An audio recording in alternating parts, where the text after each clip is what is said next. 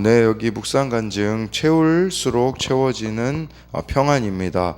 4대째 모태신앙으로 태어난 저는 교회 안에서 자랐지만 어머니가 정해놓으신 율법을 지키는 것이 힘들었습니다. 마루로 된 교회 예배당에서는 발 뒤꿈치를 들고 걸어야 했고 예배는 꼿꼿이 앉은 자세로 드려야 했는데 졸기라도 할라치며 허벅지를 꼬집으시는 어머니 때문에 괴로웠습니다.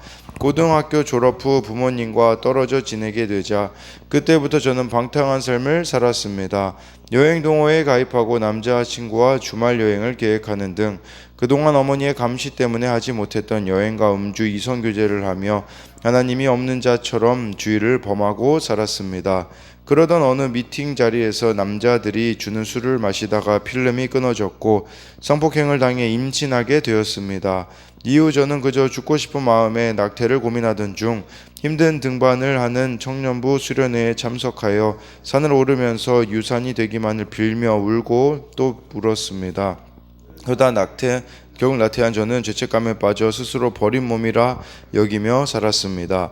하지만 하나님은 그런 저를 포기하지 않으시고 구속사의 말씀이 있는 공동체로 불러주셨습니다. 예배가 회복되고 공동체에 속해 양육을 받으며 어디서도 말할 수 없던 죄와 상처를 고백하자 어머니의 하나님이 나의 하나님으로 자기 연민과 죄책감의 눈물이 회개의 눈물로 바뀌게 되었습니다. 오늘 말씀에 제사장이 관리하고 준비해야 할 등잔불과 진설병이 나옵니다. 등잔대는 매일의 큐티와 예배, 진설병은 생명의 떡이신 예수님의 말씀이라고 합니다. 늘 일로 회피하다 주일에만 면죄부를 사듯 예배하고 봉사하던 저였는데 지금은 주일 예배와 수요 예배, 소그룹 예배, 큐티와 부서 봉사로 하나님께 나아가고 있습니다. 예전과 달리 순결한 기름과 생명의 떡을 공급받기에 자유와 평안이 넘치는 삶을 살게 되었습니다. 저를 자유롭게 하시고 채울수록 채워지는 평안을 주신 하나님께 감사드립니다. 적용하기입니다. 예수 믿게 해준 어머니에게 감사의 말과 함께 선물을 드리겠습니다. 공예배와 소그룹 예배에 나오지 않는 지체들을 위해 기도하고 연락하겠습니다. 네, 여기 이렇게 돌아올 수밖에 없는 이런 또 사건들이 생겨지게 되어지고 정말 그렇게 세상으로 갔을 때 이렇게 남는 게 무엇이 있었겠습니까? 그러나 정말 하나님 앞에서 이렇게 회개하고 돌이켰을 때 자유롭게 하시고 채울수록 채워지는 이 평안을 또 이렇게 하나님 주신 하나님께 감사한다라는 이런 또 고백을 하고 있습니다. 오늘은 레위기 24장 1절부터 23절까지인데요.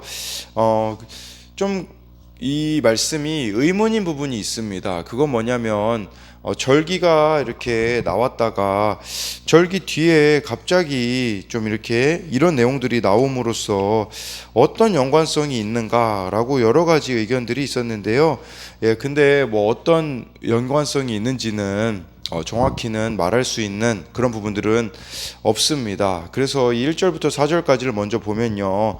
여호와께서 모세에게 말씀하여 이르시되 이스라엘 자손에게 명령하여 불을 켜기 위하여 감람을 찌어낸 순결한 기름을 내게로 가져오게 하여 계속해서 등잔불을 켜둘지며 아론은 회막안 증거계 휘장 밖에서 저녁부터 아침까지 여호와 앞에 항상 등잔불을 정리할지니 이는 너희 대대로 지킬 영원한 규례라.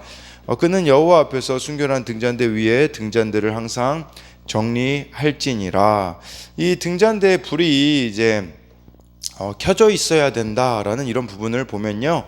등잔대에서 이 밝게 빛나는 불빛은 영원한 빛이 되시는 여호와 하나님의 보호와 인도하심을 상징했을 것입니다. 2절에 계속해서 등잔불을 켜두라고 하는데 이것에 대한 의견이 분분합니다. 이 등잔대불을 하루 종일 지폈는지 아니면 저녁부터 아침까지만 지폈는지는 의견이 분분한데 아마 3절 말씀에 대부분 이렇게 학자들이 근거해서 아마도 낮에는 등불을 켜지 않고 저녁부터 아침이 동이틀 무렵까지 불을 밝혔을 것으로 봅니다. 3절 말씀 보면요. 대제사장인 아론은요 금 등잔대 이 불을 언제나 밝힐 책무가 있었고요. 또 제사장들은 아침마다 등잔대 위에 타고 남은 재를 청소하고 또 심지를 갈아주는 이 일들을 했어야 합니다. 이 등잔대는요 무려 1달란트 순금으로 만들어졌거든요. 그러면 약 34kg 정도가 되는데 제사장은 항상 등잔불을 켜놓아야 됐기 때문에 이렇게 이 불을 또 관리해야 됐다라고 볼 수 있는데요. 이것은 우리도 그런 의미가 될 수 있어요. 저와 여러분들이 이 심령이 날마다 깨어 있는가? 이렇게 등잔불이 매일 우리 등잔대에 불이 켜져 있어야 된다는 것은 우리에게 있어서는 매일 깨어 있어야 된다, 그런 의미도 될 수 있겠고요. 기도의 불이 늘 켜져 있어야 된다라고 할 수가 있는 것입니다. 그러니까 우리로 말하자면 늘 성령으로 충만한 성도의 신앙생활이 되어져야 함을 가리킨다고 할 수 있습니다. 그래서 이것에 대한 적용도 나는 매일 큐티하며 성령으로 충만한 신앙생활을 합니까? 그래서 우리가 정말 날마다 영적으로 깨어 있는가? 이제 이 부분에 대한 점검이 이루어져야 한다라는 것입니다. 5절부터 9절까지는요, 뭐 다 읽지는 않지만 계속 진설해 두었던 진설병에 대한 부분이 나오는데요. 여기서 이제 8절, 9절만 우선 읽어드리면요. 안식일마다 이 떡을 여호와 앞에 항상 진설할지니 이는 이스라엘 자손을 위한 것이요 영원한 떡이니라. 이 떡은 아론과 그의 자손에게 돌리고 그들은 그것을 거룩한 곳에서 먹을지니 이는 여호와의 화제 중 그에게 돌리는 것으로 지극히 거룩함이니라. 이는 영원한 규례니라 라고 해서요, 이 진설병 같은 경우는 아까 등잔대는 매일이었잖아요. 이 진설병은 일주일에 한 번씩 떡을 갈았습니다. 그래서 여기 본문 해설에도 주일로 표현한 게 일주일에 한 번이기 때문에 주일 예배를 잘 드리고 있는가를 이렇게 진설병으로 표현한 부분을 볼 수 있는데요. 이 진설병의 뜻은 뭐냐면 펼쳐둔 떡을 이라는 뜻이긴 하지만 정식 명칭은 얼굴의 떡이라는 뜻이 있습니다. 얼굴의 뜻. 얼굴의 뜻이 떡이 무슨 말이겠습니까? 하나님의 얼굴을 뜻하는 말이거든요. 그러니까 하나님의 임재의 떡, 언약의 떡임을 가리키고 있는 것입니다. 그래서 이것은 일주일에 한 번씩 떡을 갈아야 됐고, 이 떡은 제사장들만 원래는 먹을 수가 있었습니다. 그런데 우리가 성경을 보면요, 다윗이 사울에게 쫓겨 도망갈 때에 다윗과 그의 부하들이 이 진설병을 먹었던 그런 기록이 있어요. 실제로 12개의 떡을 두 줄로 쌓아놨기 때문에 아마 6개의 떡씩 이렇게 쌓아 올렸을 것입니다. 각 줄 위에는요, 이렇게 6절에 그게 6개씩 진설한다라는 부분이 나와 있죠. 8절에 또 유향을 그 틈틈이 각 줄에 정결한 유향이 첨가되었다라고 할 수 있는데, 이 떡이 크기가 보면요 5절 말씀에 10분의 2 에바였대요. 10분의 2 에바, 약 4.4리터 정도의 크기였기 때문에 실제로는 이 떡이 상당히 무겁고 컸을 것입니다. 그래서 이 진설병은 우리들에게 이게 일주일에 한 번씩 갈았다라는 부분을 봤을 때는 매주 우리에게 공예배에 참석해 생명의 떡이신 주님의 구원을 기억하고 감사해야 된다라는 의미도 있고요. 또 진설병은요, 생명의 떡이신 예수님의 말씀을 상징하는데, 우리가 음식을 먹지 않으면 육신의 생명을 유지할 수 없듯이 예수님의 말씀으로 채우지 않으면 영적인 생명을 유지할 수가 없다라고 하는데, 아까 얼굴의 떡, 하나님의 임재를 가리킨다고 하잖아요. 하나님의 함께하심, 임재는 어디서부터 옵니까? 정말 우리가 말씀을 통하여서 내 모습을 보고 회개하며 살아가는 것이 하나님이 함께하시는 임재를 누릴 수 있는 그런 진설병과 같은 것이 아니겠습니까? 그래서 이것에 대한 적용도요, 하나님의 말씀 없이는 나의 사명도 알 수 없다는 것을 인정합니까? 정말 이 진설병은 또 이렇게 말씀에 대한 중요성을 보는 내용이라고 할 수 있습니다. 10절부터는요, 이제 10절부터 네, 여기 16절까지 슬로밋의 아들이 범한 죄가 나옵니다. 10절, 11절 보면요. 이스라엘 자손 중에 그의 어머니가 이스라엘 여인이요 그의 아버지는 애굽 사람인 어떤 사람이 나가서 한 이스라엘 사람과 진영 중에서 싸우다가 그 이스라엘 여인의 아들이 여호와의 이름을 모독하며 저주함으로 무리가 끌고 모세에게로 가니라. 그의 어머니 이름은 슬로밋이요 단지파 디브리의 딸이었더라. 네, 그래서 여기 나와 있는 어떤 하나님의 이름을 모독하고 저주한 사람이 있어요. 슬로밋이 애굽 사람과, 이 슬로밋은 이스라엘 사람이었겠죠.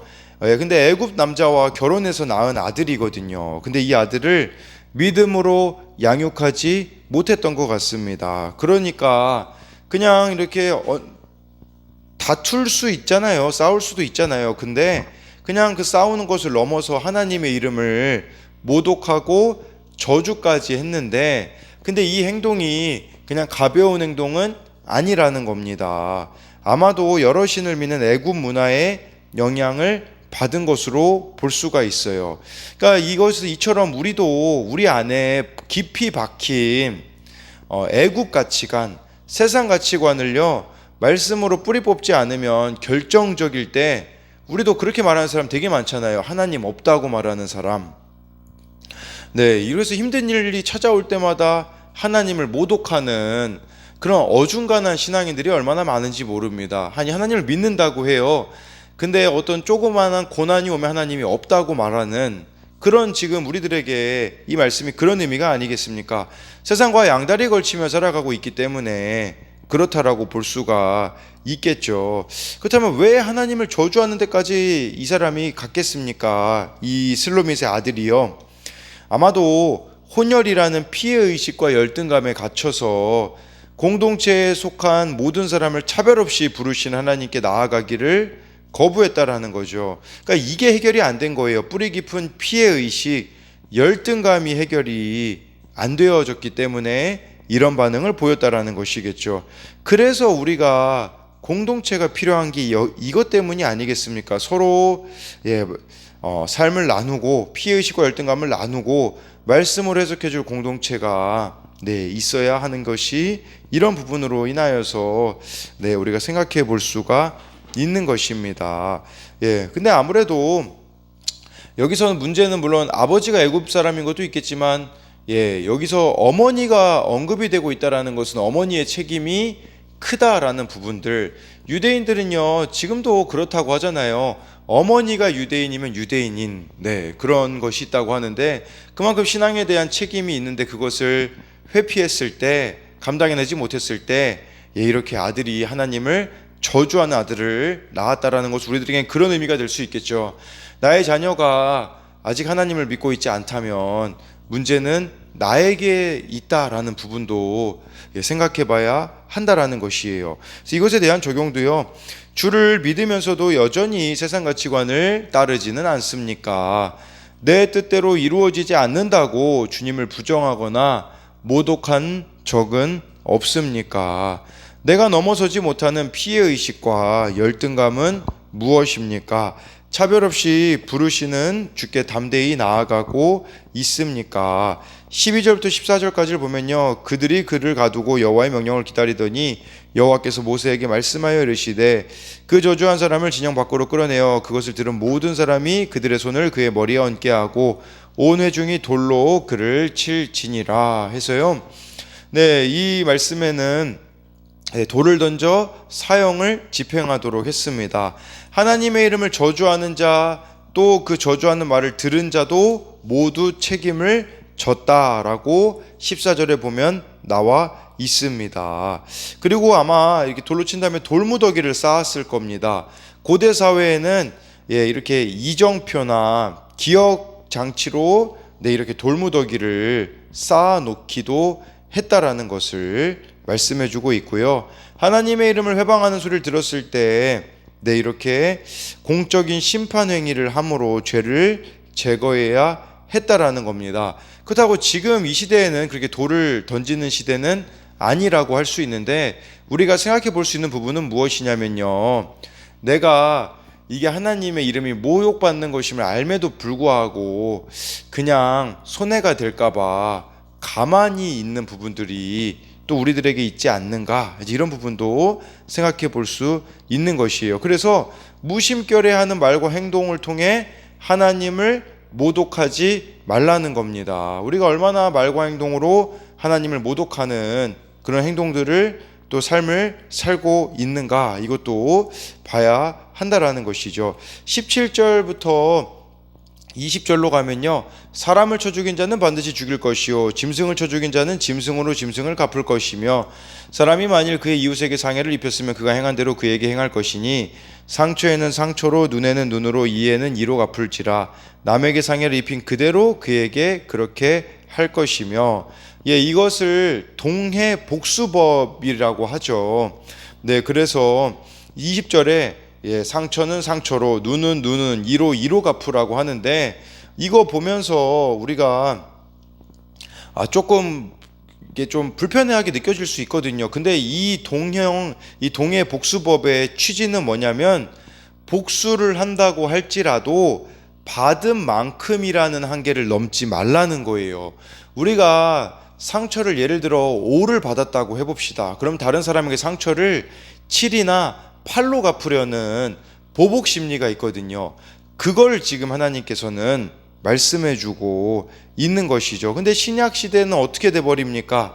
누가복음 6장 27절 28절에는요, 원수를 사랑하고 미워하는 자를 선대하고 저주하는 자를 축복하고 모욕하는 자를 위하여 기도하라고 하였고요. 마태복음에는요, 예수님이요, 오른뺨을 치고는 왼뺨까지 돌려대라는 그런 말씀이 있지 않습니까? 그러니까 나를 용서하신 예수님을 따라 상대를 용서하는 것이야말로 내 상대의 악으로부터 나를 지키는 최고의 보복이에요. 여러분, 최고의 보복은 지금 같이 때리는 게 아니라, 같이 욕하는 게 아니라 용서해버리는 것이 가장 큰 보복이에요. 내가 만약에 누군가를 용서해버리잖아요.